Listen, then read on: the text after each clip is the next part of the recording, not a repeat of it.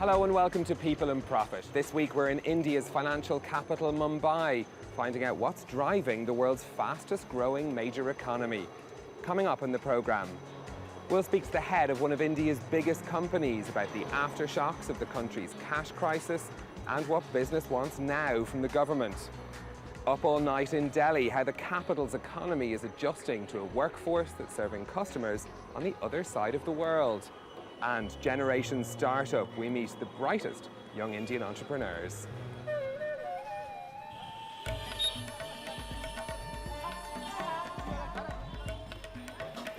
The decision to pull 80% of India's banknotes from circulation last November sent shockwaves across the economy. Many businesses were hard hit simply because consumers had run out of cash. Now, the economy at large appears to have escaped any major damage. Growth was 7% at the end of last year. But what does the future look like? Well, I've been speaking about this to Anand Mahindra. He's the chairman of the Mahindra Group, a conglomerate with businesses from tractor building to financial services.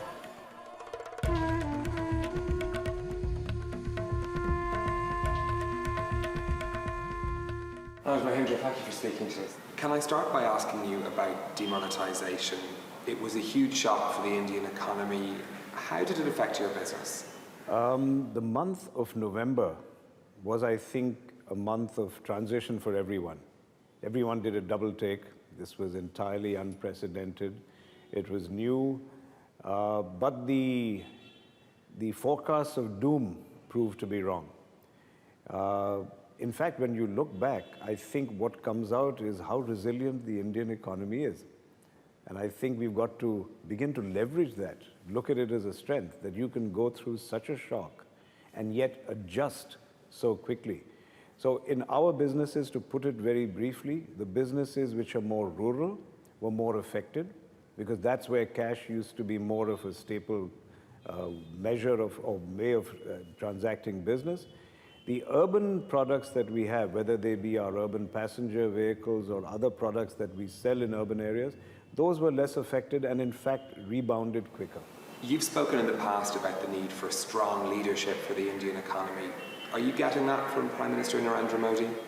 I think there's no doubt at all that in Mr. Modi we have probably the most stable and the strongest leader that you can see on the global landscape. We are indeed fortunate to have that. And he's a very fast learner too. So even if one thought earlier on about perhaps an unfamiliarity with economics or commerce, I think he's outdone his most vocal critics in showing that he has a very big and good grasp on what needs to be done to transform the economy. What sort of policies are needed now to boost business? There are a number of things he could be doing in terms of the biggest one, of course, is the GST, which is being implemented anyway, but with a majority in the upper house, which he is expected to have next year. You could tweak that in many ways and remove a number of the compromises that were made earlier to get it political acceptance. Clearly, disinvestment, for example, which has been low on his reform agenda up to now, I would hope would get a fillip. And I think a greater dose of liberalization in terms of showing that at a time when the rest of the world is building walls, we are building bridges. Inequality is still a major issue in India when we talk about these exponential growth rates, 7% most recently.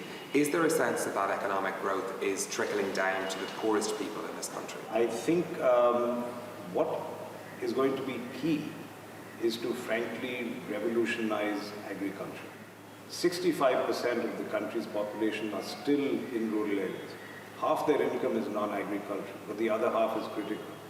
And even for an economy that now is arguably the fourth largest in PPP terms, every monsoon, every summer we look skyward waiting for the rains to decide whether this is going to be a really good year or not. That's crazy, that's primitive. When you look at the United States, are you concerned about President Trump's comments on trade? I have never been in any way gloomy about the prospects of the American economy under Trump. And as you see, Wall Street clearly shares that view. We have a large stake in America in a number of our businesses, in automotive and in tractor and in IT.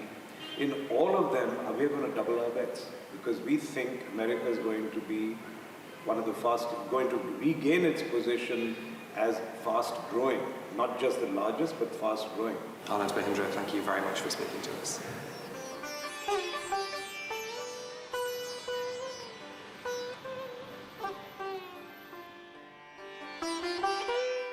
For years, international companies have chosen India as the place to outsource operations like call centres. As a result, there are millions who work through the night here to serve customers in the United States and in Europe. A recently passed law is helping New Delhi's economy to catch up with that change, permitting shops and some other businesses to open through the night. But it's not been a change without controversy, as our correspondents in New Delhi have been finding out. As Delhi settles into sleep, call centre workers stream from shuttles all over the city, setting out for another night at the office.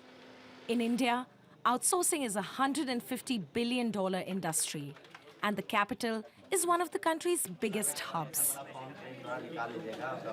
Thank you for calling.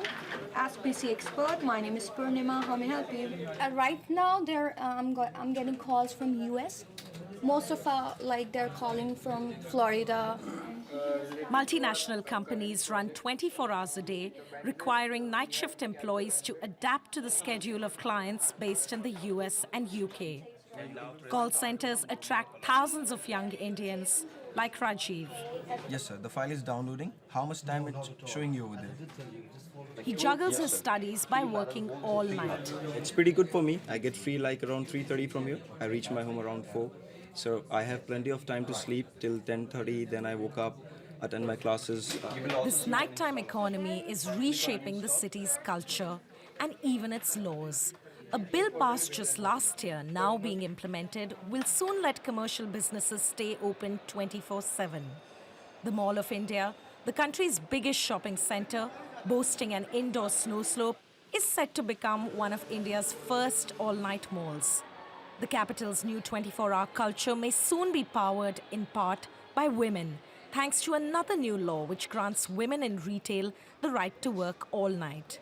But the new wave of nocturnal workers is also sparking concern.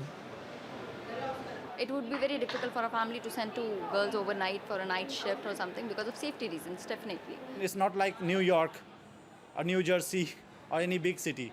So it would be difficult to get a cab or get bus or metro. After 11, metro goes close.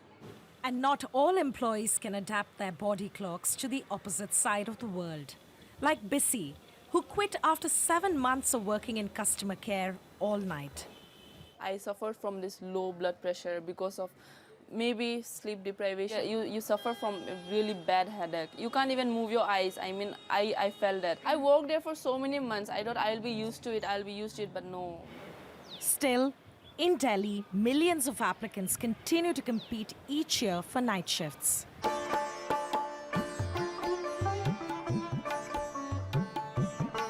The Bombay Stock Exchange Tower is a landmark in Mumbai, but it's not just trading that goes on here, it's also home to some of India's budding entrepreneurs.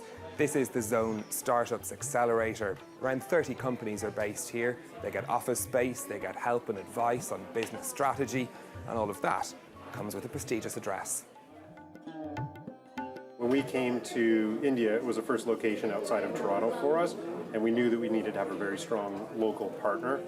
So the Bombay Stock Exchange was a fantastic one for us, both in terms of the network they were able to expose us to, but also in terms of the location of the space itself. It's a very attractive address for startups to have, and it may not be intuitive necessarily that an exchange would partner with an entity like ours, focusing on early stage technology companies, but it's been very, very valuable for the companies themselves to be connected to the exchange.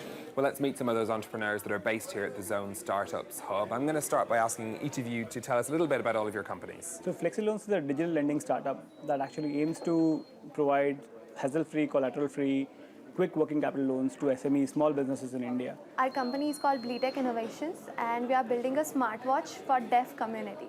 So be it like alarm clock, doorbell, your baby crying, dog barking, any sound, we can convert that into vibrations. So people cannot hear it, they will feel it through the vibrations. We are building a suite of tools that's customized and built ground up for the Indian audience. When I say Indian audience, we are building in 11 Indian languages. So it's a suite of tools, software products, mobile applications. What's it like to start a business in India at the moment? I think this is amongst the best time that I have seen. So all of us, my co-founders, have had at least 12 to 13 years of experience. And this is amongst the best time that we all feel motivated to actually start something here. We really feel that a startup can actually create a difference in solving hundreds of problems that technology is actually enabled to do. Are you hoping to expand your business in India or internationally or both? We are starting from India, so we would like to sell our devices in India, of course. But we also plan to launch our device internationally because deaf community outside India, they are very much united, very much mature than what we find in India. And technology acceptance, I would say, is more in outer countries than in India. When you look at the future of the startups ecosystem in India, do you think that it could grow to a point where it surpasses the United States? It's very likely because India is going through a metamorphosis. There are two different types of India, like the Bharat, as we call it in the native language, and India, which is fast-moving, the millennial, the Snapchat and smartphone-wielding iPhone users, versus a very son-of-soil, traditional Indian. So there are companies that are addressing both of these people. There are agro-tech, there are cattle and crop technologies and startups working on this, where they're onboarding farmers and people in the rural landscape. So there are even technology penetrating to that level in terms of digital inclusion, financial inclusion, so on and so forth. So to begin with, we are 1.2 billion people. So no matter what business you start, there is customer for everything.